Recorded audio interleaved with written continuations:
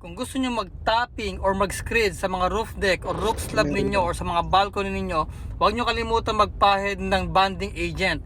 Yung flexiband na ginagamit natin sa waterproofing, hindi actually waterproofing yan, it's a banding agent.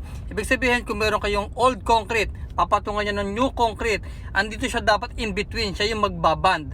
Yan actually yung pinaka-purpose ng flexiband. Nag-topping tayo dito kina ma'am kasi meron silang panding or naiipon yung tubig sa gitna ng slab. And then dito sa may project namin sa may Rizal, gumamit kami ng cement grip ni Build Right. It's also a banding agent. So ang procedure is a surface preparation nyo muna, yung mismong area, i-grinder nyo kung may mga bukol-bukol, then walisin nyo, tanggalin nyo yung mga alikabok, and then pwede na kayo magpahid ng cement grip or flexiband. And then after nun, bago pa matuyo, hindi nyo pwedeng patuyuin yan. Kailangan medyo tacky, yung malagkit.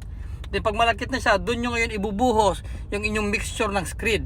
Dito sa project natin, hindi tayo gumamit ng regular or yung ordinary cement, sand na mixture. Gumamit tayo ng dedicated polymer base na mortar ni Build Right. Gumamit po tayo yan ng hardcrete na may 3000 PSI. Napakataas po ng strength yan. Kahit po 1 cm lang na thickness nyo ng screed, kaya nyo pong ma-achieve yung 3000 PSI, which is mataas po yun. 3000 to 3500 PSI is strength na po ng ating mga poste, column, slab. So imagine mo yung screed mo na tapping lang is kasing lakas ng inyong column. So ganun po kataas ang compressive strength itong hardcrete ni Build Right, yung 310. So yun lang, tamang proseso lang para iwas back job, para iwas problema in the future.